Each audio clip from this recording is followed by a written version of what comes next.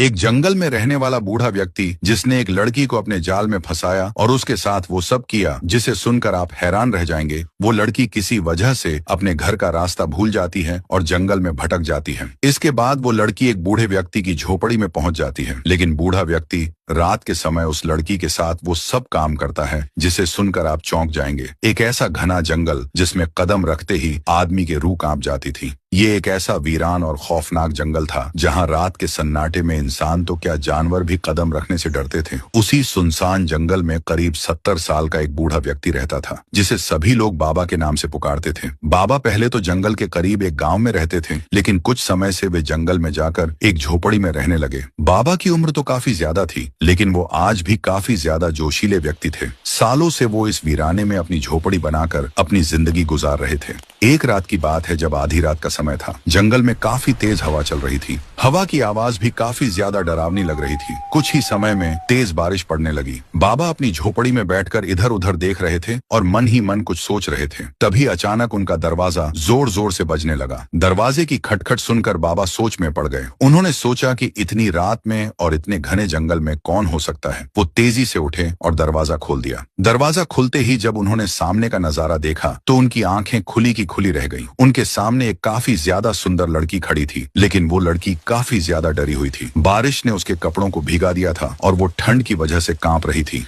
उसकी आंखों में ऐसा खौफ था जैसे कोई बड़ी मुसीबत उसके पीछे पड़ गई हो। बाबा ने उसे शांत कराया और पूछा, बेटी तू कौन है और इतनी रात के समय इस जंगल में अकेली कैसे आ गई? लड़की ने डरते हुए कहा, बाबा मेरा नाम मोहिनी है और मैं पास के गांव की रहने वाली हूँ। मैं शाम के समय जंगल से लकड़ियां लेने आई थी, लेकिन इतने में ही कुछ लोग मेरे सामने आ गए और मुझे पकड़ कर ले जाने लगे। उन लोगों ने मुझे ले जाकर एक पुराने घर के अंदर बंद कर दिया। वहां पर मेरी तरह काफी सारे लोग मौजूद थे। वे लोग उन लोगों पर काफी ज्यादा अत्याचार कर रहे थे और उन्हें मारपीट कर उनसे काम करवा रहे थे, लेकिन मैं किसी तरह उनसे बचकर भाग आई। वे लोग मेरे पीछे पड़े हुए हैं और मुझे चारों तरफ ढूंढ रहे हैं। उनसे बचने के लिए मैं आपके पास आ गई। बाबा ने मोहिनी से कहा, बेटा तुम अंदर आ जाओ और यहाँ तुम्हें किसी से भी डरने की जरूरत नहीं है। लड़की के कपड़े पूरी तरह से भीग रहे थे और उसके कपड़े उसके बदन से चिपक चुके थे और उसे काफी ज्यादा ठंड लग रही थी। बाबा ने जब उसे कांपते देखा तो उसके लिए कपड़े ला कर दिए। बाबा ने कहा, बेटी तुम घबराओ मत, मुझे पूरी बात बताओ कि तुम्हारे साथ क्या हुआ। मोहिनी ने बताया, बाबा मैं रतनपुर की रहने वाली हूँ। मैं और मेरा पति किसी काम से इस गांव में आए थे,